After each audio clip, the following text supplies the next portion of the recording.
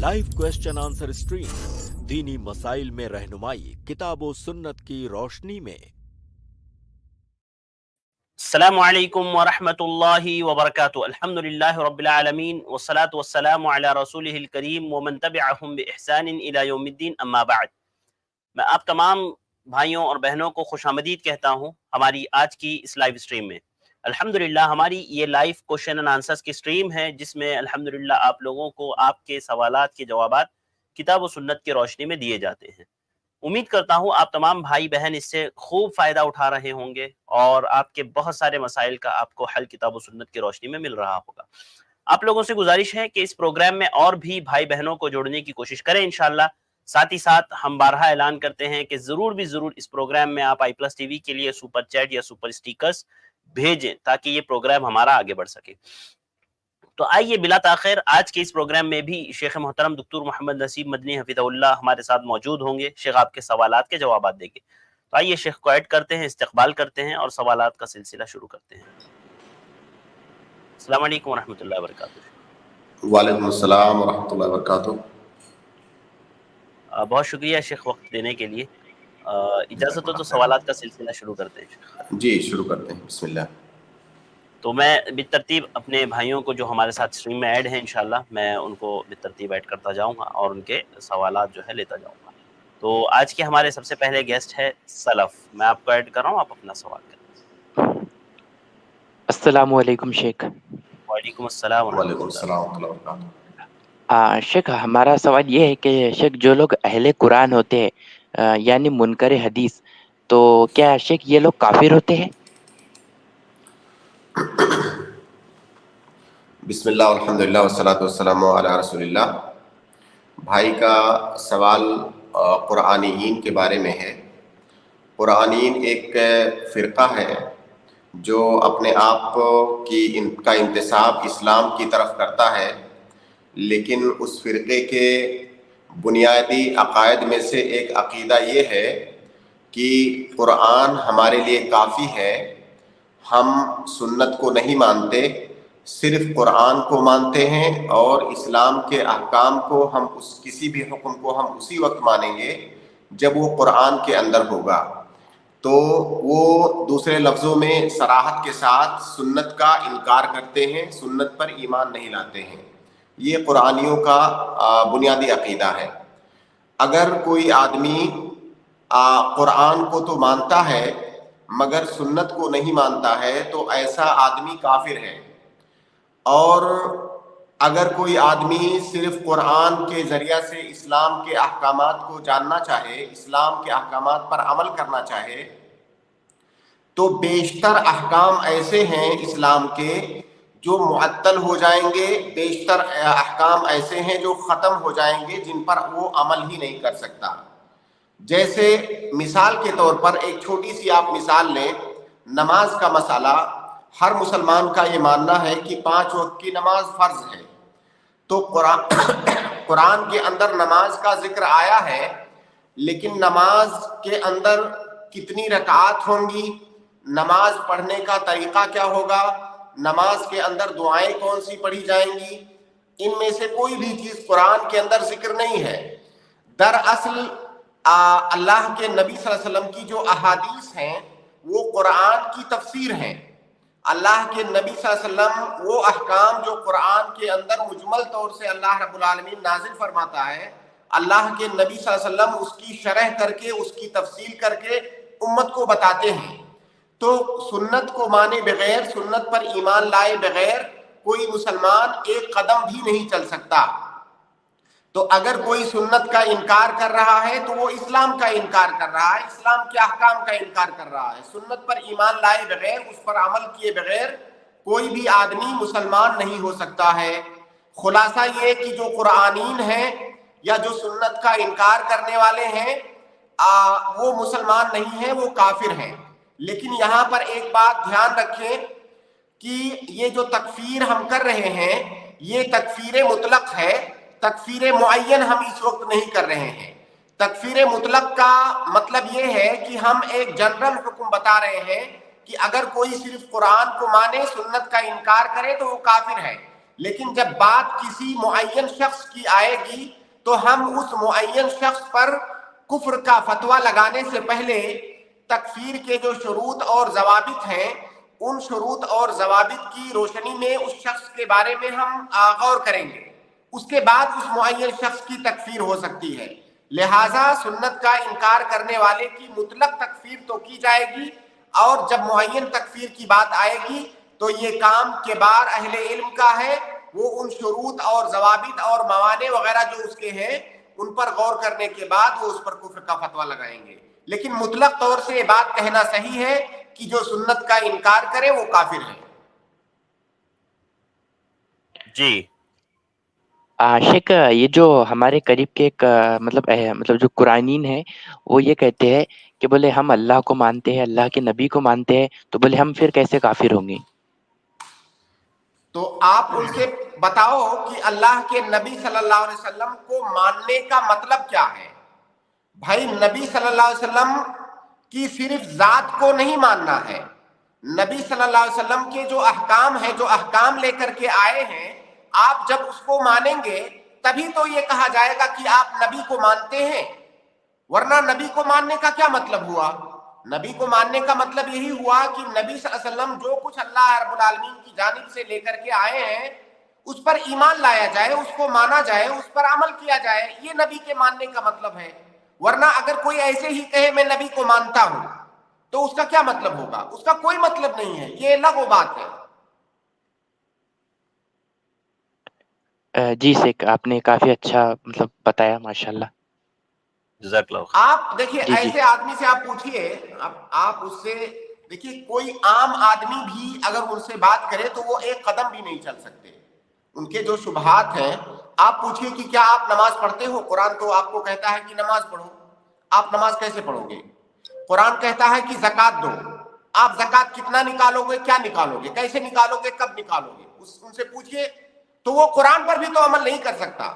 جو قرآنی ہے اگر وہ یہ کہتا ہے کہ میں قرآن کو مانتا ہوں، قرآن پر عمل کروں گا، تو آپ ایسے آدمی سے پوچھو کہ آپ نماز کیسے پڑھو گے، ایسے آدمی سے زکوٰۃ کے بارے میں پوچھو، ایسے آدمی سے حج کے بارے میں پوچھو، اس سے پوچھو کہ جب تک تم حج والے حکم پر عمل نہیں کرو گے تب تک تو قرآن کو نہیں مانتے ہو، تو قرآن تو کہتا ہے حج کرو، اب آپ بتاؤ حج کیسے کرو گے؟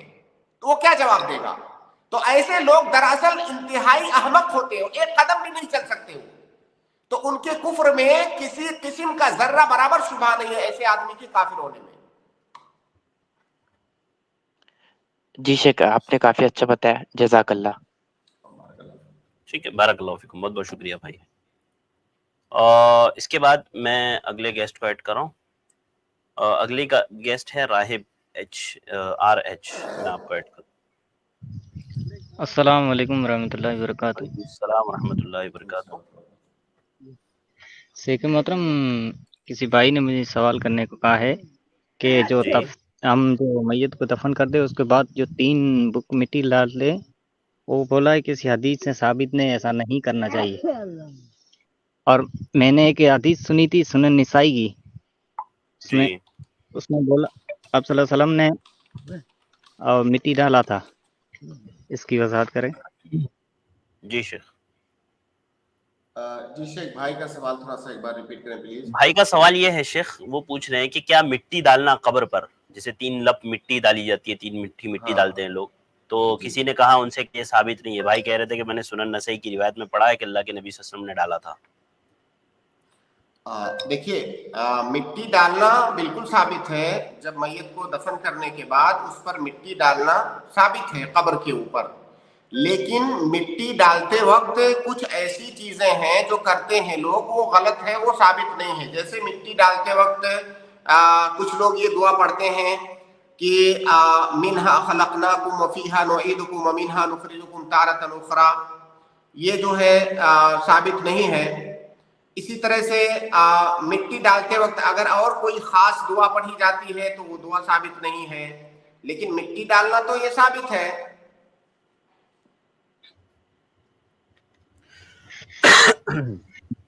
جی واضح ہے۔ بارک اللہ فیکم، بہت بہت شکریہ۔ اس کے بعد میں اگلے گیسٹ علی کو ایڈ کر رہا ہوں، آپ اپنا سوال کریں۔ السلام علیکم شیخ۔ وعلیکم السلام ورحمۃ اللہ وبرکاتہ. शेख मेरा सवाल था जो दिन में 12 रकात सुन्नत नमाजें हैं ये तो हम डेली पढ़ लेते हैं लेकिन जुमा के दिन जो है एक हदीस में मैंने सुना था और कारी शोब जो पाकिस्तान के उन्होंने बोला था कि सुन्नत नमाजें नहीं है मतलब जुम्मा की नमाज से पहले ये था. जी. और नबी कैसे पढ़ते थे जुमा के दिन 12 रकात तो वो भी पढ़ते होंगे तो वो कैसे पढ़ते होंगे उसके बारे में थोड़ी वजाहत. वाज़ेह सवाल. जी शेख. देखिए ये जो 12 रकात का जिक्र है, ये जो 5 नमाजें फर्ज हैं उनसे मुताल्लिक है ये 12 रकात. लेकिन जुमा के दिन हम जोहर की नमाज नहीं पढ़ते हैं बल्कि जुमा की नमाज पढ़ते हैं. तो जुमा के दिन वो 12 रकात नहीं बनेंगी. तो जिस नबी ने हमको ये बताया है कि पांचों नमाजों में मिला करके 12 रकात पढ़ना है, उसी नबी ने ये भी बताया है कि जुमा के दिन वो 12 रकात मुकम्मल नहीं होंगी. जुमा की नमाज से पहले कोई सुन्नत रातिबा नहीं है. जुमा की नमाज के बाद बाज रिवायतों में 2 रकात, बाज रिवायतों में 4 रकात, दोनों तरीके साबित हैं. तो जुमा की नमाज के बाद सुन्नत रातिबा है लेकिन जुमा की नमाज से पहले नहीं है. और इन दोनों अहकाम में कोई तारुज नहीं है. अगर किसी के दिमाग में ये है कि दोनों में कोई टकराव है तो ऐसी बात नहीं है.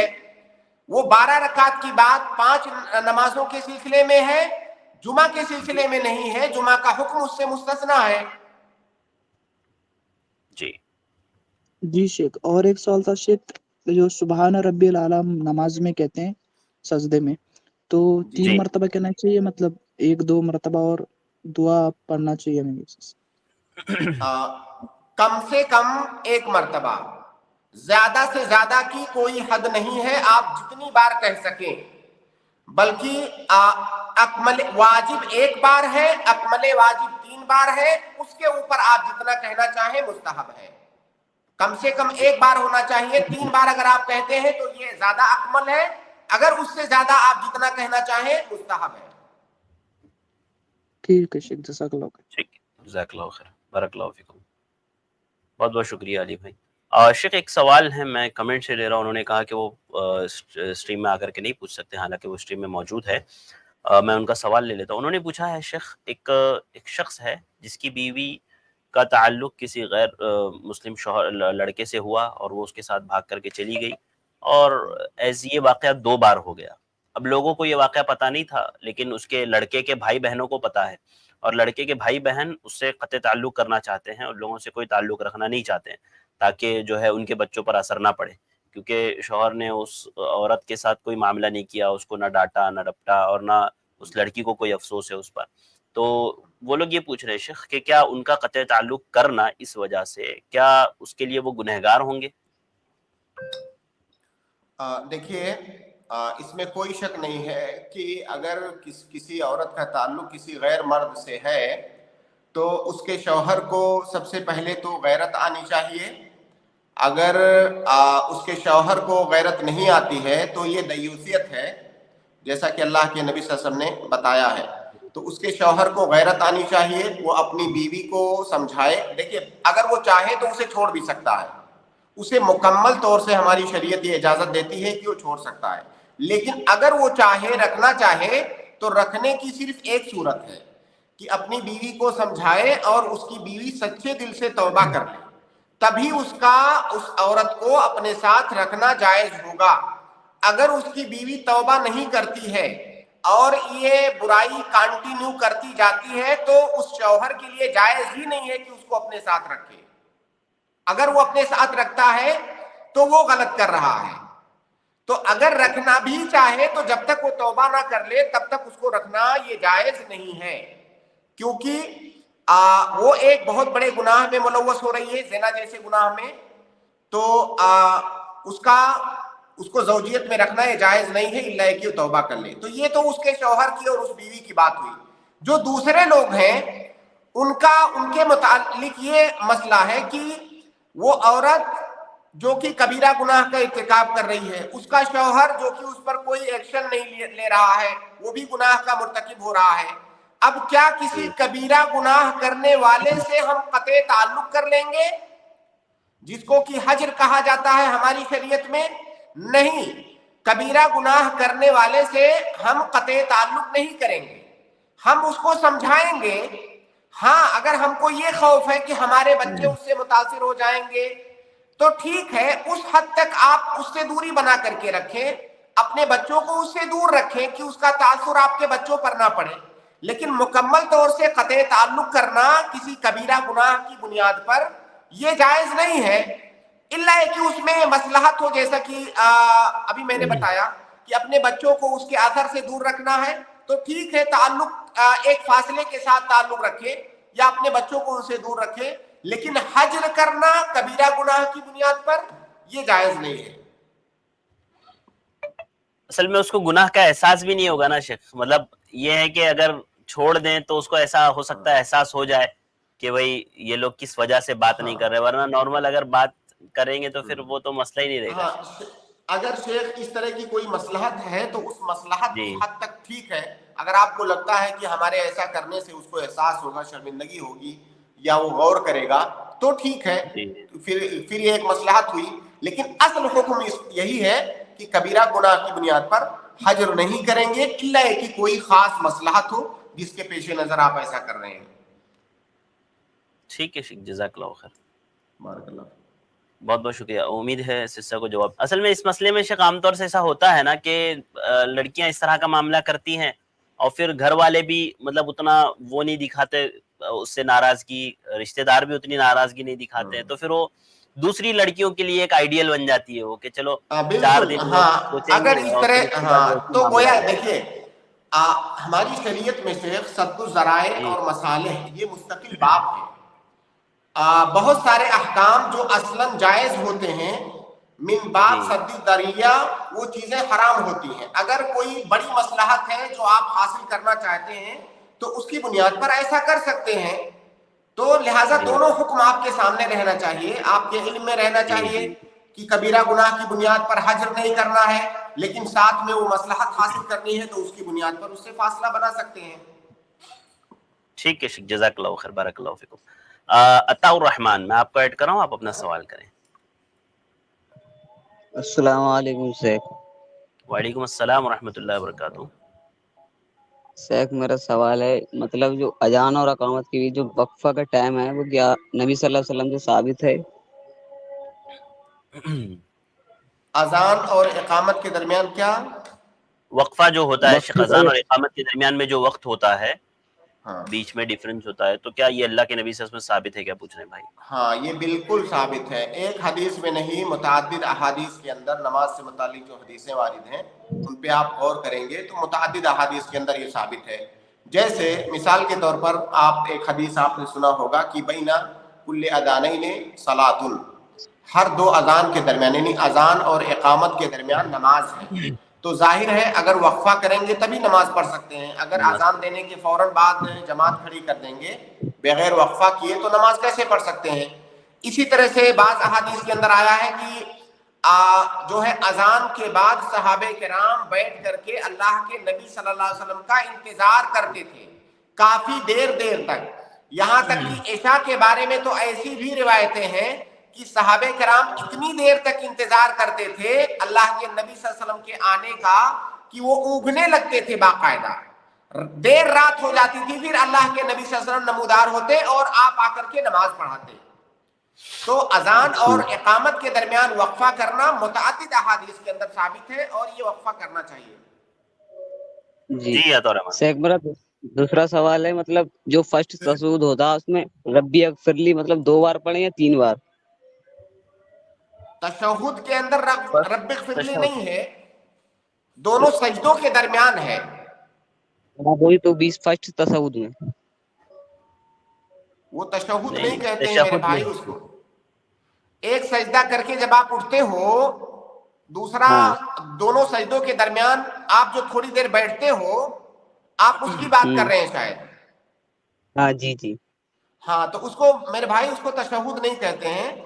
उसमें रब्बी फिरली आप एक बार पढ़ो या से कम एक बार पढ़ना है, ज्यादा से ज्यादा की कोई कैद नहीं है, आप ज्यादा बार भी पढ़ सकते हो। क्योंकि अल्लाह के नबी सल्लल्लाहु अलैहि वसल्लम की बात अहादीस के अंदर आया है कि नबी सल्लल्लाहु अलैहि वसल्लम उसमें ज्यादा देर तक बैठते थे और एक से ज्यादा सेगों के साथ दुआएं भी वारिद हैं تو آپ اس میں ایک بار کم سے کم پڑھیں, زیادہ سے زیادہ کی کوئی قید نہیں ہے. جی جی. ٹھیک ہے, جزاک اللہ خیر عطا ایک رحمان بھائی, سوال بارک اور ہے, اللہ. ایک سوال اور ہے, ایک سوال اور ہے. اگلے اسٹریم میں لے لیجئے عطا رحمان بھائی, 2 سوال آپ کے ہو گئے ہیں آج کے لیے انشاءاللہ. بہت سارے لوگ, بہت سارے بھائی بہن بیٹھ میں. چلیے جزاک اللہ خیر. اس کے بعد میں اگلے گیسٹ کو ایڈ کر رہا ہوں, شاہ رخ شیخ. میں آپ کو ایڈ کر رہا ہوں, آپ اپنا سوال کریں شاہ رخ. السلام علیکم ورحمۃ اللہ وبرکاتہ. السلام ورحمۃ اللہ وبرکاتہ.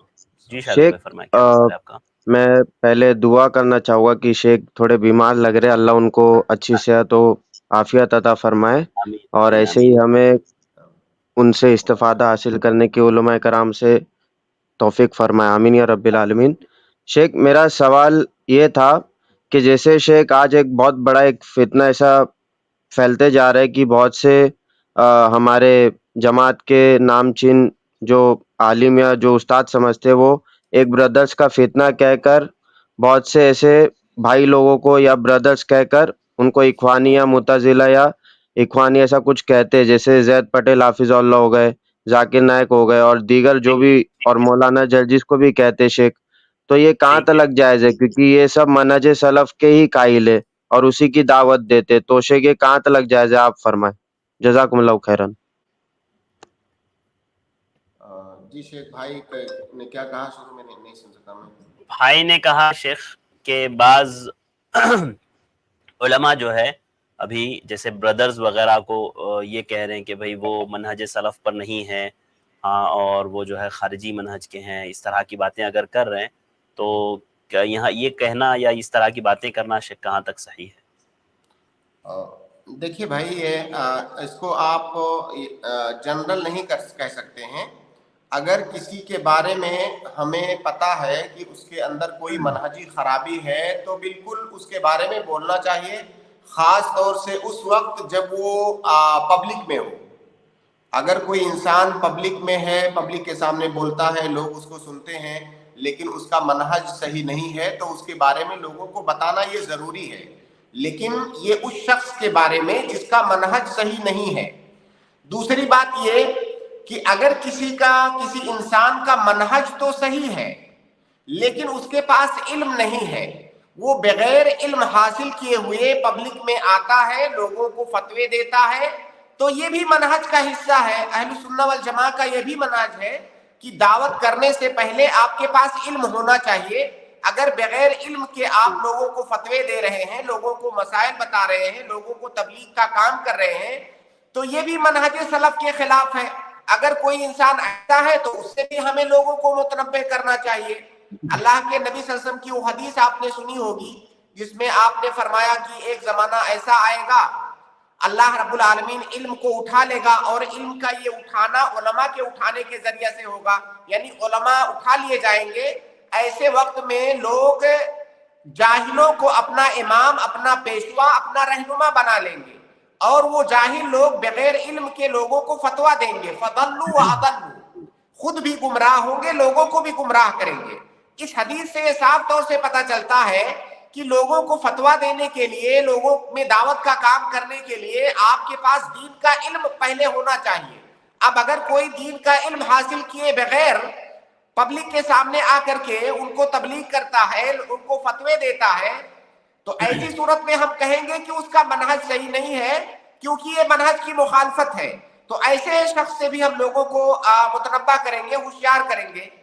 تو یہ حکم جو آپ نے بتایا بالکل صحیح ہے, لیکن یہ ایسے لوگوں کے بارے میں جو حقیقت میں جن کے اندر یہ خرابی پائی جاتی ہے. آپ نے کئی ایسے لوگوں کے بارے میں سنا ہوگا, شاید دیکھا بھی ہو, کہ ان کے فالوورز کی تعداد بہت زیادہ ہے, لیکن ان کے پاس دین کا اور شریعت کا علم نہیں ہے. وہ صحیح طور سے قرآن کی چند آیتیں وہ ڈھنگ سے نہیں پڑھ سکتے, عربی کی چند عبارتیں وہ ڈھنگ سے نہیں پڑھ سکتے, نبی صلی اللہ علیہ وسلم کی حدیثیں وہ ڈھنگ سے نہیں پڑھ سکتے ہیں. اگر آپ کوئی صاحب علم ان کو سنے تو اسے پہلے ہی قدم پر یہ اندازہ ہو جائے گا کہ اس آدمی کے پاس کوئی علم نہیں ہے. اس نے چند اردو کی کتابیں پڑھ رکھی ہیں, کچھ علماء کے بیانات سن رکھے ہیں, یہی اس کا کل سرمایہ ہے, اور اسی کی بنیاد پر وہ لوگوں کو فتوے دیتا ہے. اس کے فتوے میں آپ کو قدم قدم پر ایسا بڑا بلینڈر ملے گا کہ کوئی پڑھا لکھا آدمی اس کو سن کر کے برداشت نہیں کر سکتا ہے. ایک پڑھے لکھے آدمی کے لیے ایسے لوگوں کو 5 منٹ سن پانا بھی مشکل ہوتا ہے, مطلب ہنسی آئے گی آپ کو. اب اگر کوئی ایسا آدمی دعوت کا کام کر رہا ہے, اس کے پاس چرب زبانی ہے, اس کے پاس اسٹیج ہے, اس کے پاس بولنے کا انداز ہے, اور ان تمام چیزوں کی بنیاد پر عام لوگوں کی ایک بڑی جماعت اس کو فالو کر رہی ہے, تو اس کی بنیاد پر ہم یہ نہیں کہہ دیں گے کہ وہ داعی ہے, مبلغ ہے, عالم دین ہے, آپ اس کو فالو کرو, کیونکہ یہ منہج کے خلاف ہے. تو ایسے لوگوں کے بارے میں بالکل بولا جائے گا. لیکن اگر کسی کے پاس علم ہے, اس نے دین کا پراپر علم حاصل کیا ہے, اور علماء اس کے عالم ہونے کی گواہی دیتے ہیں. یہ بات بہت اہم ہے کہ کوئی عالم اس وقت ہے جب علماء اس کے عالم ہونے کی گواہی دیں. جو لوگوں کی بھیڑ ہے, اگر وہ بھیڑ گواہی دے رہی ہے تو وہ گواہی کوئی معتبر گواہی نہیں ہے. عالم وہ ہے جس کے عالم ہونے کی گواہی اور شہادت علماء دیں. اس کے فالوور ٹویٹر پر, فیس بک پر اور جو ہے یوٹیوب پر اگر اس کی ملینز میں اس کے فالوور ہیں, تو یہ اس بات کی گواہی نہیں ہے کہ وہ عالم ہے. گواہی علماء کی گواہی معتبر ہے جب علماء یہ بات مانے کہ وہ جو ہے عالم دین ہے. تو بہرحال جنرل طور سے تو یہ بات صحیح ہے کہ جس کے پاس علم نہیں ہے اور وہ دعوت کا کام کر رہا ہے, وہ منہج سے بھٹکا ہوا ہے. لیکن یہ ہم جب کسی خاص آدمی کے بارے میں بات کریں گے تو پہلے اس کے بارے میں تحقیق کریں گے. ٹھیک ہے, جزاک اللہ خیر.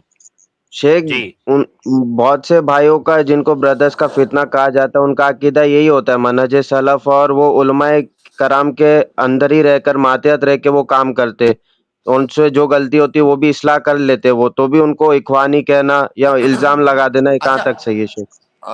ٹھیک ہے. دیکھیے بھائی شاہ رخ بھائی, آپ اگر مان لیجئے کل کو آپ ڈاکٹر نہیں ہیں, آپ علاج کرنے لگے لوگوں کا, اور آپریشن بھی کرنے لگے, لوگوں کو دوائیاں بھی دینے لگے, جبکہ آپ ڈاکٹر نہیں ہیں.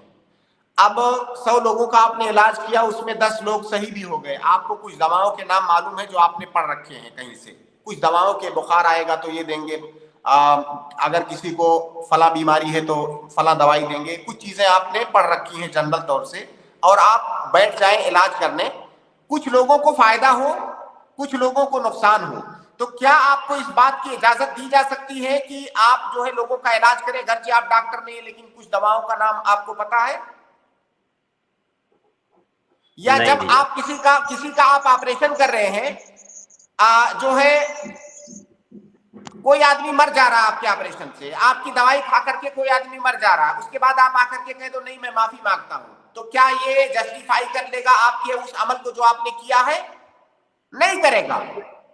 اگر آپ ڈاکٹر نہیں ہیں تو دنیا کا کوئی قانون, دنیا کا کوئی انسان, ایک جاہل آدمی جس کے پاس دنیا کا کوئی علم نہیں ہے, وہ آدمی بھی آپ کے پاس علاج کروانے نہیں آئے گا. اب آپ خود سوچئے, اگر کوئی عالم دین نہیں ہے, بھائی کیا دین اور دین کا علم اتنا سستا ہو گیا ہے کہ ہم کسی بھی آدمی کو عالم مان لیں گے اور اس سے اپنے دین کا مسئلہ پوچھنے لگیں گے؟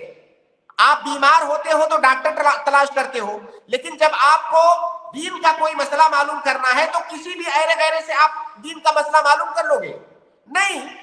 تو اس پہ آپ غور کریں, ایسا نہیں ہے. اور عام طور سے ایسے لوگ جو مشہور ہیں وہ رجوع نہیں کرتے ہیں. ہو سکتا ہے چند مسائل میں رجوع بھی کر لیتے ہو, اپنی غلطی مان بھی لیتے ہو, لیکن ان کا غلطی مان لینا یہ اس بات کو جسٹیفائی نہیں کرتا ہے کہ اب آگے وہ یہ کام کر سکتے ہیں. اگر کوئی عالم غلطی کرے تو یہ بات سمجھ میں آنے والی ہے. جیسے کوئی ڈاکٹر غلطی کرتا ہے, ڈاکٹر بھی غلطی کرتا ہے, انجینئر بھی غلطی کرتا ہے, لیکن وہ اس کا فیلڈ ہے, اس سے غلطی کرنے کی اجازت ہے. لیکن کوئی آدمی ڈاکٹر نہیں ہے تو اسے غلطی کرنے کی اجازت نہیں ہے. تو لہذا اگر وہ اپنی بعض غلطیوں کو مان لیتا ہے تو یہ جسٹیفائی نہیں کرتا کہ ہاں ابھی اپنی غلطی کو مان رہا ہے, اس کو دعوت کا کام کرنے دو.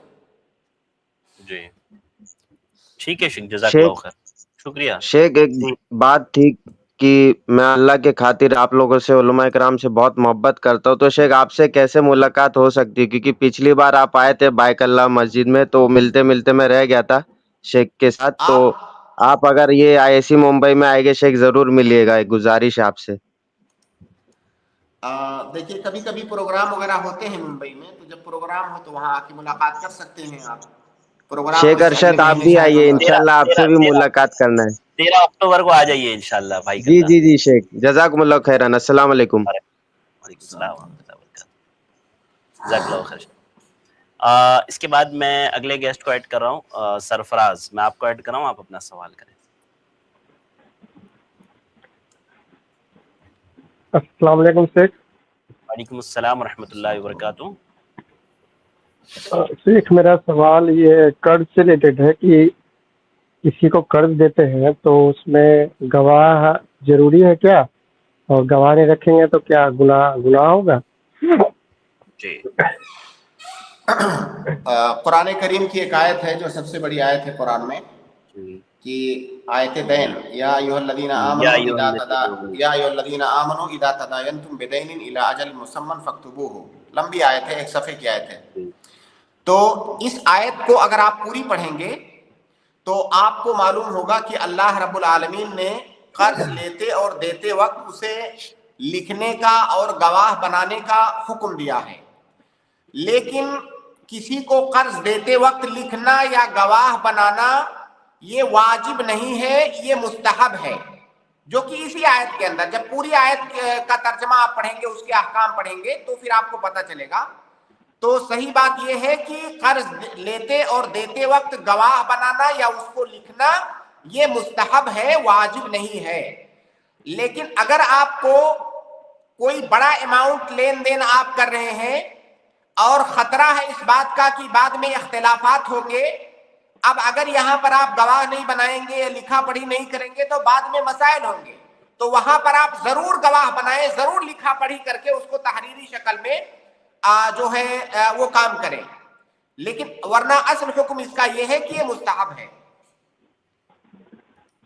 ठीक है शेख, एक सवाल और है जी। एक आदमी है जो जिसकी कोई औलाद नहीं है, और तो उसके विरासत में हिस्सा किसका होगा? एक आदमी है जिसकी कोई औलाद नहीं है शेख। और कौन लोग हैं उसके खानदान या घर वालों? उसके भाई भी नहीं है, भाई का भी इंतकाल हो गया, वो अकेला है। उसके भतीजे वगैरह है, भतीजे भतीजियाँ ये सब। उसके भाई नहीं है? नहीं, भाई नहीं है, भतीजे हैं। और कौन है? बाप, माँ, चचा? कोई नहीं, बाप, माँ, वाइफ कोई नहीं। माँ बाप नहीं, सिर्फ भतीजे भतीजियां हैं। हाँ बस। तो उसके भतीजे और भतीजियां ये बनेंगे वारिस। उसी हिसाब से जैसे बेटा बेटी का होता है। हाँ, वो असबा हैं, जैसे वो असहाबे फुरूज नहीं है, वो असबा है, असबा के एतबार से बनेंगे। जो है जो औरतें हैं उनको सिंगल, जो मर्द हैं उनको डबल। ठीक है, जज़ाकल्लाह खैर। बारकल्लाहु सरफराज भाई। इसके बाद मैं अगले गेस्ट हुज़ैफा को ऐड कर रहा हूँ, आप अपना सवाल करें हुज़ैफा। अस्सलाम वालेकुम। वालेकुम अस्सलाम। हजरत ये भैंस खा सकते क्या? भैंस खाने का हुक्म है शेख। हाँ जी, बिल्कुल खा सकते हैं। इसका रेफरेंस है क्या? हाँ, इसकी दलील देखिए, अल्लाह रब्बुल आलमीन ने कुरान में फरमाया कि हुवल्लज़ी खलक़ लकुम मा फिल अर्दि जमीआ। अल्लाह रब्बुल आलमीन ने इस दुनिया में जितनी भी चीज़ें हैं वो तुम्हारे लिए पैदा की हैं। इस माना की और भी आयतें हैं। तो इन आयतों से एक उसूल और एक कायदा बनता है, वो ये कि दुनियावी चीज़ों में, खाने पीने वाली चीज़ों में, पहनने ओढ़ने वाली चीज़ों में या दुनियावी मुआमलात में असल ये है कि तमाम चीज़ें हलाल हैं। तमाम चीज़ें हलाल हैं सिवाय उन चीज़ों के जिनके हराम होने की दलील आ गई है। अब जब हम किसी चीज़ का हुक्म जानना चाहेंगे तो हम उसके हलाल होने की दलील नहीं ढूंढेंगे, बल्कि उसके हराम होने की दलील ढूंढेंगे कि क्या उसके हराम होने की कोई दलील मौजूद है। अगर हराम होने की कोई दलील नहीं पाएंगे तो गोया कि वो चीज हलाल है। ये आप उसूल याद रखें। जैसे फर्ज कीजिए भैंस है, एक आदमी कह रहा है कि भैंस खाना हराम है, دوسرا آدمی کہہ رہا ہے کہ بھینس کھانا حلال ہے. اب جب دونوں میں اختلاف ہے تو دلیل کس سے مانگا جائے گا؟ دلیل اس انسان سے مانگا جائے گا جو بھینس کو حرام کہہ رہا ہے. جو حلال کہہ رہا ہے وہ اصل پر قائم ہے، کیونکہ اصل یہی ہے کہ دنیا کی تمام چیزیں حلال ہیں سوائے ان چیزوں کے جن کے حرمت کی دلیل آ گئی ہے. جی حضرت اس کی حدیث ہے کیا؟ میں نے ابھی آپ کو ایک آیت بتائی نا قرآن کی. آیت بتائے لیکن حدیث ہونا نا. صرف آیت کافی نہیں ہے. آیت سے بہت چیزیں نکال سکتے ہیں، اس کے قرآن کو غلط بھی سمجھ سکتے لوگ. گدھا بھی لے سکتے، گدھا بھی کھانا ہو سکتا، گھوڑا بھی کھا سکتے. اصل میں دیکھیے بھائی، میں نے جو ابھی بات کی تقریباً 1 منٹ تک، اس میں سے آپ نے کچھ بھی نہیں سمجھا. ابھی آپ کی بات سے پتا چل رہا ہے کہ آپ کچھ بھی نہیں سمجھ پائے. کچھ نہیں سمجھے. میں سمجھ گیا، میں سمجھا وہ آیت پڑھے تو نہیں آپ کچھ بھی نہیں سمجھے. پھر سے سنیے. جب کسی چیز کے حلال یا حرام ہونے کے بارے میں 2 آدمیوں میں اختلاف ہوگا تو دلیل کس کو دینا ہوگا؟ آپ بتائیے. جو دعویٰ کر رہا ان دینا دلیل. اسی لیے میں نے کہا نا کہ آپ سمجھے نہیں. دعویٰ کون کر رہا ہے؟ دونوں آدمی تو دعویٰ کر رہے ہیں. حرام ہونے والا دعویٰ کر رہا تو حرام ہونے والا دینا، حلال والا رہے تو حلال والا دینا. نہیں، دیکھیے جو حلال کہہ رہا ہے وہ اصل پر قائم ہے. الاصل فی الاشیاء الاباحہ، یہ قاعدہ فقہیہ ہے جو تمام مذاہب اربعہ میں متفق علیہ قاعدہ ہے کہ الاصل فی الاشیاء الاباحہ. چیزوں میں اصل یہ ہے کہ وہ حلال ہے، مباح ہے. اب جو آدمی اصل پر قائم ہے، دلیل اس سے نہیں مانگا جاتا ہے. جیسے ایک آدمی دوسرے آدمی پر دعویٰ کرے کہ تم نے چوری کیا ہے، تو کیا چور سے یہ دلیل مانگی جائے گی کہ تم دلیل دو کہ تم نے چوری نہیں کیا ہے، یا جو دعویٰ کر رہا ہے کہ تم نے چوری کیا ہے وہ دلیل دے گا؟ جی حضرت اس سے فاتحہ دلانے والے ہیں، انہوں بھی ثابت کرتے ہیں اس سے ہم اللہ کا نام لے رہے ہیں نا، کہ وہ اللہ کا نام نہیں. بالکل، ہاں بالکل. سنیے، میں نے بار بار اپنے جواب میں کہا کہ دنیاوی چیزوں کے بارے میں، جو دنیا کی چیزیں ہیں، عبادات میں اصل یہ ہے کہ عبادات میں اصل منع ہے، تو وہاں پر معاملہ اس کے بالکل برعکس ہے. عبادات میں اصل یہ ہے کہ تمام عبادتیں منع ہیں سوائے ان عبادتوں کے جن کے ثبوت کے لیے دلیل موجود ہے. کیونکہ اللہ کے نبی صلی اللہ علیہ وسلم کی حدیث ہے کہ من عمل عملا لیس علیہ امرنا فہو رد. تو عبادت کے معاملے میں اصل حرمت ہے، دنیاوی معاملے میں اصل حل ہے. تو دونوں بالکل مختلف ہے. اگر کوئی آدمی فاتحہ پڑھ رہا ہے کھانے پر، تو کھانے پر فاتحہ پڑھنا یہ عبادت ہے، قرآن پڑھنا عبادت ہے. اب یہاں پر جو اس کو پڑھ رہا ہے وہ دلیل دے گا، جو منع کر رہا ہے وہ دلیل نہیں دے گا، کیونکہ جو منع کر رہا ہے وہ اصل پر قائم ہے. جی حضرت پھر کھانا کھاتے ٹائم دعا پڑھتے نا، وہ کھانا کھانا بھی عبادت ہے کیا؟ کھانا کھانا عبادت نہیں ہے، دعا پڑھنا عبادت ہے. دعا پھر پڑھنا فاتحہ کیا عبادت بولتے، ہے. پھر کھانا کھانا بھی عبادت ہوئی نا، پھر دعا پڑھ کو کھا رہا نا. میرے بھائی، کھانا کھانا عادت ہے، دعا پڑھنا عبادت ہے. اس میں 2 کام آپ کر رہے ہیں، اس میں آپ 2 کام کر رہے ہیں. جی وہ جو فاتحہ کا کھانا ہے وہ کھانا ہے، اور جو دعا پڑھ رہے ہیں وہ عبادت ہے. وہ شرک کیسا ہوتا بولتے ہیں.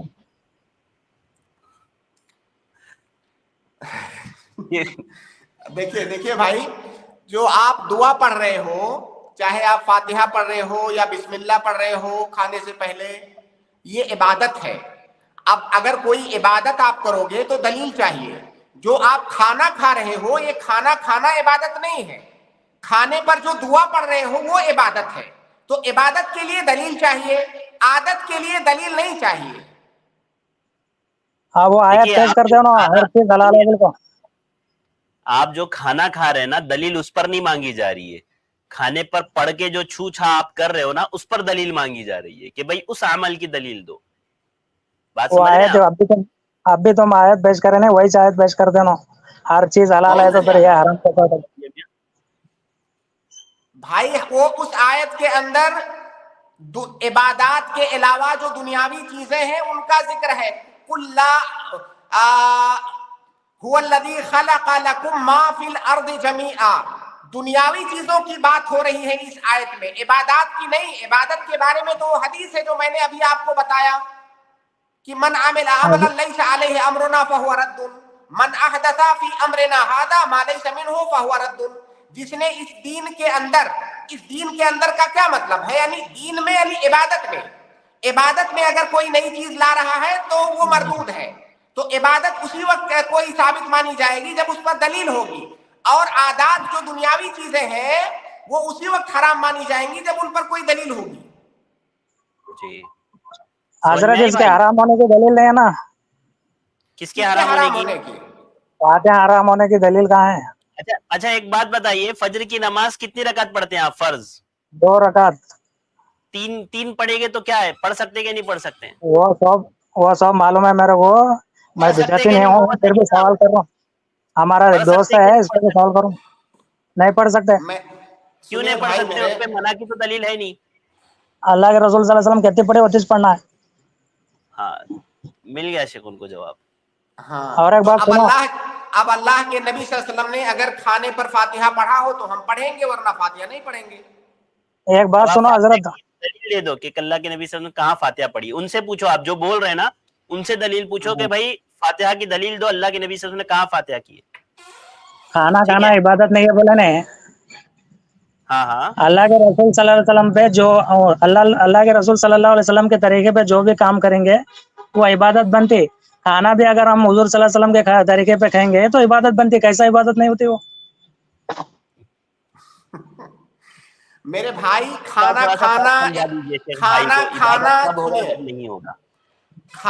کھانا عبادت نہیں ہے. کھانے کا طریقہ یا کھانے پر جو آپ پڑھتے ہو وہ عبادت ہے، لیکن کھانا عبادت نہیں ہے. آپ کھانا کھاؤ، اب کھانے پر جو دعا آپ پڑھ رہے ہو، جیسے دائیں ہاتھ سے کھانا کھانا ہے، اب دائیں ہاتھ کا استعمال کرنا یہ کھانے کا طریقہ ہے جو اللہ کے نبی صلی اللہ علیہ وسلم نے بتایا ہے، یہ عبادت ہے. لیکن وہ کھانا عبادت نہیں ہے. اور آپ کو بات دیکھیے بھائی سنیے پلیز، مطلب بہت مشکل کام ہے آپ جیسے لوگوں کو سمجھا پانا، کیونکہ اگر آپ کے پاس علم ہو تو آسان ہوتا ہے بات کرنا. آپ 1 منٹ کے لیے سنیے. 2 چیزیں ہیں، ایک ہوتی ہے عبادت، ایک ہوتی ہے عادت. عبادت کا مطلب وہ چیزیں جن کو کر کے ہمارا مقصد اللہ کا تقرب حاصل کرنا ہوتا ہے، اس کو عبادت کہتے ہیں. دوسری دنیاوی چیزیں ہیں جو دنیا میں ہماری عادات ہیں، ہمارا کھانا پینا، پہننا اوڑھنا، چلنا پھرنا، یہ عادات ہیں. ٹھیک ہے؟ اب اگر عبادت کا مسئلہ آئے گا تو اس میں دلیل چاہیے، تبھی وہ عبادت کرنا صحیح ہوگا. اسی لیے قاعدہ ہے کہ الاصل فی العبادات المنع. عبادات میں اصل منع ہے، جب تک اس کی دلیل نہیں ہوگی تب تک نہیں کر سکتے. اور الاصل فی العادات الاباحہ، عادات کے اندر اصل اباحت اور جواز ہے. اب اگر آپ کھانا کھا رہے ہو، ہم آپ سے یہ نہیں کہیں گے کہ آپ روٹی کیوں کھا رہے ہو، چاول کیوں نہیں کھا رہے ہو، کیونکہ دونوں چیزیں آپ کے لیے جائز ہیں. آپ روٹی کھانا چاہو روٹی کھاؤ، چاول کھانا چاہو چاول کھاؤ. لیکن اگر آپ اس کھانے کے اوپر سورہ فاتحہ پڑھ کر کے دم کر رہے ہو تو ہم کہیں گے قرآن پڑھنا، یہ دم کرنا، یہ عبادت ہے. اب اس کی دلیل لاؤ آپ. حضرت دین کس کو بولتے ہیں؟ پورے زندگی کا نام دین ہے نا. پھر حضور صلی اللہ علیہ وسلم کپڑے پہننے کا طریقہ بتائے، طہارت جانے کا طریقہ بتائے، اگر ان کے طریقے پہ چلے تو دین میں یہ عبادت بنتی ہو. ہاں تو شیخ وہی آپ کو بتا رہے میرے بھائی کہ ایک ہوتا ہے اس کام کو کرنا، ایک ہوتا ہے طریقے کے مطابق کرنا. اگر آپ صرف ایسے ہی بس الٹے ہاتھ سے جیسے تیسے کھائے جا رہے ہیں آپ، تو وہ طریقہ نہیں ہے. اگر آپ اللہ کے نبی صلی اللہ علیہ وسلم کے طریقے کے مطابق کھا رہے ہیں، دائیں ہاتھ سے کھا رہے ہیں، دعا پڑھ کر کے کھا رہے ہیں، تو یہ عبادت ہے، وہ کھانا نہیں ہے. جی شیخ ارشد بھائی دیکھیے، جیسے قضائے حاجت کرنے کی ضرورت سب کو ہوتی ہے. آپ یہ بتائیے کہ کیا قضائے حاجت کرنا عبادت ہے؟ قضائے حاجت کرنا عبادت نہیں ہے. اگر اللہ کے رسول صلی اللہ علیہ وسلم کے طریقے پہ کرے تو بالکل. اب وہی بات آپ کہہ رہے ہیں نا، تو قضائے حاجت کرنا عبادت نہیں ہے. اس میں جو طریقہ بتایا گیا ہے وہ طریقہ سنت ہے، عبادت ہے. لیکن قضائے حاجت کرنا فی نفسی عبادت نہیں ہے. اب کوئی قضائے حاجت کرنے جا رہا ہے تو آپ اس سے یہ نہیں کہو گے کہ قضائے حاجت کرنے کی دلیل لاؤ. ہاں وہ طریقہ جو بتایا گیا ہے، جو اس کے آداب بتائے گئے ہیں، وہ آداب، وہ طریقے عبادت ہیں. کھانا عبادت نہیں ہے. کھانے کا جو طریقہ ہے، کھانے پر جو دعا پڑھنی ہے، وہ हुआ इबादत। ٹھیک ہے شیخ, امید ہے ٹھیک حذیفہ ہے, بھائی آپ کو جزاک اللہ, سمجھ میں آ گئی بتاتا ہوں اس ہوگی کو بات. ہمارے اصل ساتھ. میں جی سنیے بارک اللہ. حذیفہ بھائی کو میں نے دوسرے اسٹریم میں بھی دیکھا ہے شیخ. جی یہ مجھے یہ سمجھ میں نہیں آ رہا ہے کہ یہ سوال کرتے ہیں یا ان کا مقصد مناقشہ کرنا ہوتا ہے, کیا یہ اہل نہیں, حدیث اور بھائی سلفی سمجھنا چاہ منہج رہے پر تھے, ہیں؟ بھائی سمجھنا چاہ رہے ہیں, اور ہم امید کرتے ہیں انشاءاللہ کہ بہت جلد ہمارے بھائی سمجھ جائیں گے انشاءاللہ ساری باتوں کو. تھوڑا سا کچھ حضرت کنفیوژن ہے وہ اس کو کلیئر کرنا چاہ رہے ہیں سمجھنے کے انشاءاللہ. واسطے پوچھ رہے ہیں. جی جی صحیح بات ہے. جی حذیفہ بھائی اور بالکل وہ آپ آئیے انشاءاللہ, آپ آئیے سوالات کیجئے, ہم یہاں پر آپ کے لیے ہی بیٹھے ہیں انشاءاللہ, ہم لیکن آپ کو ایڈ کریں گے. اور آج جو باتیں ہوئی آپ کو سمجھ میں آئی کہ نہیں؟ یہ بات ہے میرے کو پہلے سے معلوم ہے. ہمارا ایک ودیارتھی ساتھی ہے ہمارا ایک, اس کو جی بتانے کا ہے, اس واسطے تمہارا سوال کرا ہم. ٹھیک تمہارا ہے, ویڈیو جزاک اللہ پسند خیر. کرتا ہوں اس کو. آپ کو اگر یاد بھی تھی نا, یہ باتیں پتہ بھی تھی, تو اس کا ریویژن ہو گیا ہوگا آپ کے ذہن میں انشاءاللہ. نہیں, جزاک اللہ. آپ حضرات سے علماء سے پوچھے تھے, بہت زیادہ معتبر رہتا ہو. صحیح بات ہے, صحیح بات ہے. جزاک اللہ خیر حذیفہ بھائی, آتے رہیے انشاءاللہ. بہت بہت شکریہ. اس کے بعد میں اگلے گیسٹ کو ایڈ کر رہا ہوں. رئیس, آپ اپنا سوال کریں بھائی.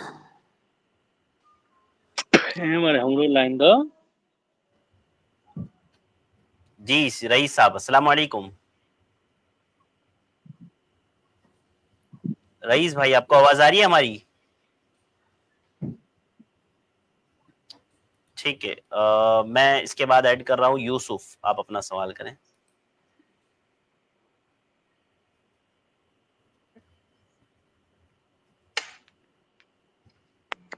ہیلو شیخ, آواز آ رہی ہے؟ جی آ رہی ہے, فرمائیں. شیخ سورہ الانعام آیت 108 میں اللہ نے کہا کہ دوسرے ریلیجن کی گستاخی مت کرو, کیونکہ وہ سامنے سے اللہ کی گستاخی کریں گے. تو شیخ جیسے کل کی اسٹریم میں ایک بھائی کے ساتھ آپ نے ابوبکر رضی اللہ عنہ کی مشرکین مکہ کے بتوں کے واقعہ پر آپ نے بات کیا تھا. تو کیا اسلام میں دوسرے ریلیجن کی گستاخی کرنا جائز ہوگا جب اگر وہ سامنے سے اللہ یا نبی صلی اللہ علیہ وسلم کی گستاخی کریں, جب ہم نے گستاخی شروعات نہ کی ہو؟ دیکھیے بھائی, اگر کوئی آدمی سامنے سے گستاخی کر رہا ہے آپ کے ساتھ, تو آپ کو اس بات کا حق ہے کہ آپ اس کا جواب دیں, لیکن آپ اپنی جانب سے ابتدا نہیں کر سکتے. ابو بکر رضی اللہ تعالی عنہ نے یہ جواباً یہ کام کیا تھا. آپ کو ابتدا کرنے کی اجازت نہیں ہے, لیکن اگر آپ کے ساتھ ہو رہا ہے تو آپ کو جواب دینے کی اجازت ہے. جی جیسے شیخ آج کل کے سوشل میڈیا کے زمانے میں جیسے یوٹیوب کے ویڈیوز چاہے یا انسٹاگرام میں کہیں بھی, تو جیسے اسلام کے بارے میں کچھ بناتے ہیں نا شیخ ویڈیو, ادھر تو ادھر غیر مسلم بھائی یا بہن بہت اسلام کے بارے میں یا نبی صلی اللہ علیہ وسلم کے بارے میں بہت غلط ورڈز یوز کرتے ہیں شیخ. تو ہمیں ان کے مطلب کیسے ریسپانس ان کو کرنا چاہیے شیخ؟ دیکھیے وہاں پہ آپ مصالح اور مفاسد کو دیکھتے ہوئے, فائدہ اور نقصان کو دیکھتے ہوئے, اگر آپ کے رسپانس سے یا انہوں نے آپ کو برا بھلا کہا ہے, آپ بھی ان کو برا بھلا کہیں گے, اس سے نتیجہ اچھا نہیں آ رہا ہے, تو آپ برا بھلا مت کہیں. آپ اچھے اور نرم انداز میں, نرم اسلوب میں آپ اس کا جواب دیں. لیکن اگر آپ کو لگتا ہے کہ یہاں پر ضرورت ہے سختی کی, سختی کرنے سے ہی اچھا رزلٹ آئے گا, تو آپ سختی کر سکتے ہیں. اسی کو دعوت کے اندر حکمت کہا جاتا ہے کہ کہاں پہ آپ کو نرم اسلوب اختیار کرنے سے اچھا رزلٹ ملے گا, کہاں پہ سخت اسلوب اختیار کرنے سے اچھا رزلٹ ملے گا. یہی حکمت ہے اور اسی پر انسان کو چلنا چاہیے. باقی آپ کے ساتھ اگر کوئی زیادتی کر رہا ہے تو آپ کو شریعت نے اس بات کا پورا پورا حق دیا ہے کہ اتنی زیادتی آپ بھی کر سکتے ہیں جتنی اس نے کیا ہے, بلکہ آپ کی طرف سے جو ہو رہا ہے اس کو زیادتی کہیں گے ہی نہیں, وہ انتقام ہے. جی لیکن اگر آپ معاف کر دے رہے ہیں تو معاف کرنے کا تو مقام ہی بہت اونچا ہے, لیکن کئی جگہوں پر معاف کرنے کی اجازت نہیں ہوتی ہے. جیسے اللہ اور اس کے رسول کے ساتھ کوئی گستاخی کر رہا ہے تو یہ گستاخی آپ کے ساتھ نہیں ہے. جیسے ابو بکر رضی اللہ تعالیٰ عنہ کے ساتھ اس شخص نے گستاخی نہیں, اللہ کے نبی صلی اللہ علیہ وسلم کے ساتھ گستاخی کیا تھا, تو اسی لیے ابو بکر رضی اللہ تعالیٰ عنہ نے اتنا سخت ریئیکشن دیا. تو آپ کے ساتھ اگر گستاخی ہو رہی ہے تو آپ کو حق ہے اس بات کا, آپ چاہو تو معاف کر دو, چاہو تو بدلا لو. لیکن اللہ کے نبی صلی اللہ علیہ وسلم کے ساتھ اگر گستاخی ہو رہی ہے تو آپ کو اس کا جواب دینا ہے. اللہ یہ کہ اگر ایسی سچویشن ہو کہ اگر آپ کا سخت ریئیکشن آیا تو مصلحت کے بجائے اس کے مفاسد مرتب ہوں گے, تو وہاں پر آپ کو حکمت سے کام لینا ہے. ٹھیک ہے شیخ, جزاک اللہ خیر. مطلب ہمیں پہلے شروعات کرنا حرام ہوگا نا شیخ؟ بالکل, کسی کو بھی چاہے کوئی مسلم ہو غیر مسلم ہو, کسی کے ساتھ بھی بدتمیزی کرنا یا گالی دینا ابتداءً یہ جائز نہیں ہے. جی جزاک اللہ خیر. بارک اللہ فیکم. محمد غلام, میں آپ کو ایڈ کراؤں, آپ اپنا سوال کریں. السلام علیکم رحمۃ اللہ وبرکاتہ. وعلیکم السلام ورحمۃ اللہ وبرکاتہ. کیا بچے کے زہر کا علاج سورہ فاتحہ میں ہے؟ اور نبی کے جنازے کی نماز کس نے پڑھائی تھی؟ 2 سوال ہیں میرے. جی شیخ. پہلا سوال کیا ہے شیخ؟ بچھو کے کاٹنے کا علاج کیا سورہ فاتحہ کی تلاوت ہے؟ ہاں بالکل, بچھو یا کوئی بھی زہریلا سانپ اگر کاٹے تو سورہ فاتحہ کے ذریعہ سے یا قرآن کی کسی بھی آیت کے ذریعے سے آپ رقیہ کر سکتے ہیں. سورہ فاتحہ کے بارے میں خاص طور سے بات ثابت ہے کہ سورہ فاتحہ رقیہ کی صورت ہے, تو سورہ فاتحہ پڑھنا انشاءاللہ اور زیادہ مفید ہوگا. لیکن قرآن کی کسی بھی آیت سے آپ رقیہ کر سکتے ہیں. سورہ فاتحہ کے بارے میں تو وضاحت کے ساتھ ثابت ہے اس حدیث کے اندر کہ اس کے ذریعہ صحابہ کرام نے رقیہ کیا. دوسرا سوال آپ کا ہے کہ اللہ کے نبی صلی اللہ علیہ وسلم کی نماز جنازہ کس نے پڑھائی؟ نبی صلی اللہ علیہ وسلم کی جنازہ کی نماز کی امامت کسی نے نہیں کیا. نبی صلی اللہ علیہ وسلم کی جنازہ کی نماز لوگوں نے تنہا پڑھا, امامت کسی نے نہیں کیا. ٹھیک ہے شکریہ. جی محمد غلام, جزاک اللہ خیر. بارک اللہ فیکم, بہت بہت شکریہ. ابو عبداللہ, آپ اپنا سوال کریں. جی ابو عبداللہ, آپ میوٹ ہو گئے, جلدی سے انمیوٹ کریں اور اپنا سوال پوچھیں. السلام علیکم. وعلیکم السلام. شیخ میرا سوال ہے کہ جیسے ہمارے ملک میں ہم دیکھ رہے ہیں کہ جو مسلمان, تو اس میں مسلمانوں کی جو آواز اٹھا رہے جو جرنلسٹ ہے یا مسلمانوں کی جو آواز آواز کٹ رہی ہے بھائی کی, ریموو ہو گئے یہاں سے وہ. میں اگلے گیسٹ کو ایڈ کر رہا ہوں. آپ اب دوبارہ جوائن ہو جائے ابو عبداللہ بھائی, پھر ہم آپ کو ایڈ کرتے ہیں. شاہ نواز, جی شاہ نواز جلدی سے, میں نے آپ کو ایڈ کیا ہے, آپ انمیوٹ کریں اور اپنا سوال پوچھیں. السلام علیکم شیخ. وعلیکم السلام ورحمۃ اللہ وبرکاتہ. شیخ میرا سوال تھوڑا پرسنل تھا. شیخ محمد نسیم مدنی حفظ اللہ کو انویٹیشن کرنے کا تھا ہم کو, اچھا انوائٹ کرنے کا تھا ہمارے ادھر. جی کسی تو ہیلپ لائن کیسا نمبر سے کانٹیکٹ کریں؟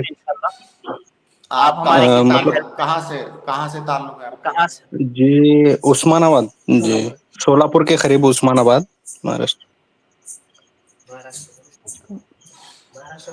تو شاہ نواز بھائی آپ ایک کام کریں, ہمارے ہیلپ لائن نمبر پر کانٹیکٹ کر لیں انشاءاللہ, تو ہماری ٹیم آپ سے کانٹیکٹ کرے گی انشاءاللہ. جی کون سا نمبر شیخ؟ یہ یہاں پر اسکرول ہو رہا ہے دیکھیے, 9588888826, اس پر آپ واٹس ایپ کر دیجیے. جی شیخ, جی شیخ, ٹھیک ہے, جزاک اللہ خیر شاہ نواز. جی جزاک اللہ خیر. سسٹر شگفتہ, میں آپ کو ایڈ کروں, آپ اپنا سوال کریں.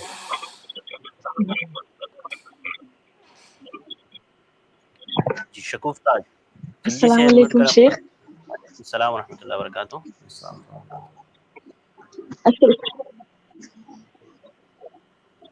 جی شیخ میرا سوال یہ تھا کہ میری بہن حمل سے ہے, تو وہ جو ہے, آواز آ رہی ہے؟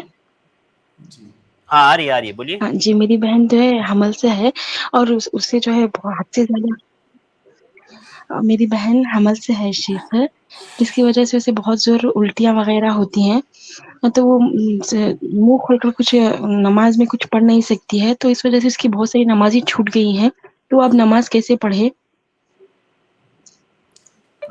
جس بہن کا سوال کلیئر نہیں ہوا ہے. سسٹر یہ پوچھ رہی ہے شیخ کہ ان کی بہن ہے جو حاملہ ہے فی الحال, اور بہت زیادہ الٹیاں وغیرہ ہو رہی ہے, جس کی وجہ سے ان کی کچھ نمازیں چھوٹ گئی ہے بہت ساری, تو وہ کیسے پڑھیں؟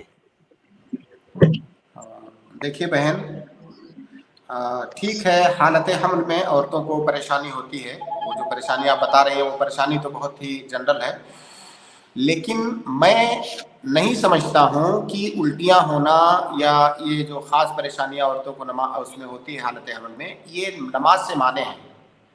ظاہر ہے 24 گھنٹہ ایسا تھوڑی ہوتا ہے، 24 گھنٹہ ایسا نہیں ہوتا ہے۔ ٹھیک ہے، جب وہ پریشانی ہو رہی ہے تو تھوڑا سا آپ جو ہے اطمینان کے ساتھ جب وہ پریشانی دور ہو جائے اس کے بعد نماز پڑھیں، تو ان کو نماز نہیں چھوڑنی، ان کے لیے نماز چھوڑنا اس کی وجہ سے یہ جائز نہیں ہے۔ کوئی بھی عورت دنیا کی ایسی نہیں ہوتی ہے جسے کانٹینیو 24 گھنٹہ ایسا ہوتا رہتا ہے، کوئی نہیں ایسا ہوتا ہے، تو ان کو نماز نہیں چھوڑنی چاہیے تھی، نہیں بالکل مطلب بھی انہوں الٹی نے نہیں، اگر ہاں کیا پریشانی ہے، ایسی جی پریشانی ان جس کے کی وجہ منہ سے سے نماز چھوڑ پانی دیں؟ پانی نکلتا ہے جس کی وجہ سے وہ، تو نہیں، یہ جی ان کے رکاوٹ تو منہ سے نہیں ہے۔ حد سے زیادہ پانی پانی نکلتا ہے جس کی وجہ سے انہوں منہ کھول کر نہیں بہن دیکھیے، آپ دیکھیے حقیقت پسند بنیے، یہ ایسی پریشانی نہیں ہے جس کی وجہ سے آدمی کو نماز چھوڑنا پڑے، مطلب یہ تو بہت معمولی چیز ہے، اس سے بڑی بڑی بیماری میں، کسی بھی بیماری میں نماز معاف نہیں ہے۔ منہ سے اگر پانی آ رہا ہے، ظاہر ہے مکھیوں کی وجہ سے منہ سے پانی آتا ہے، اگر منہ سے پانی آ رہا ہے تو اس میں کون سی پریشانی ہے نماز پڑھنے میں؟ اگر کھڑے ہونے میں انہیں دقت ہے، بیٹھ کے پڑھ لیں، لیٹ کے پڑھ لیں، کسی بھی طرح پڑھ سکتی ہیں، تو منہ سے پانی آنا یہ نماز کے لیے رکاوٹ نہیں ہے۔ ٹھیک ہے، جزاک اللہ خیر، امید ہے سسٹر کو جواب مل گیا ہوگا۔ جی جی بہت بہت شکریہ سسٹر، جی جی بہت بہت شکریہ شیخ وقت دینے کے لیے۔ اللہ تعالیٰ آپ کو شفا عاجل شفا کامل عطا فرمائے، آمین۔ آپ نے ماشاءاللہ ایسے موقع پر بھی آپ نے الحمدللہ ہمیں یعنی اسٹریم میں آپ آئے اور آپ نے جوابات دیے، اللہ تعالیٰ قبول فرمائے، اللہ تعالیٰ آپ کو صحت تندرستی عافیت عطا فرمائے، آمین۔ جزاک اللہ خیر، انشاءاللہ کل ملاقات ہوگی شیخ، بارک اللہ فیکم۔ اس کے بعد میں اپنے تمام بھائیوں اور بہنوں کا شکر گزار ہوں، الحمدللہ آپ لوگ جڑے رہے ہیں، امید کرتے ہیں آپ بھائیوں کو تشریفی بخش جوابات ملے ہوں گے۔ جن بھائیوں کو موقع نہیں مل پاتا ہے سوالات کا، میں پوری کوشش کرتا ہوں کہ کسی کو ایک دن اگر نہ مل پائے تو دوسرے دن ضرور ان کو مل جائے، تو آپ لوگ ضرور آتے ہی ہے، اسی طرح سے آپ لوگ سوالات کرتے رہیے، انشاءاللہ ہم کوشش کریں گے کتاب و سنت کی روشنی میں آپ کی رہنمائی کی جائے۔ آج کا یہ پروگرام ہمارا یہیں پر ختم ہوتا ہے، بہت بہت شکریہ ہمارے ساتھ آنے کے لیے، انشاءاللہ اگلے پروگرام میں دوبارہ ملاقات ہوگی۔ اب اس کے بعد 10:30 سے 11:30 ایک اور اہم پروگرام ہمارا ہے دا ینگ ورلڈ کا، جس میں نوجوانوں سے متعلق بہت سے اہم موضوعات پر جو ہے باتیں کی جاتی ہیں، اخلاقی گراوٹ پر باتیں کی جاتی ہیں، لہذا آپ لوگ ضرور اس میں تشریف لائیں، اس میں شریک ہو اور فائدہ اٹھائیں۔ آج کے لیے بس اتنا ہی، مجھے دیجیے اجازت، کل ملاقات ہوگی۔ السلام علیکم ورحمۃ اللہ وبرکاتہ۔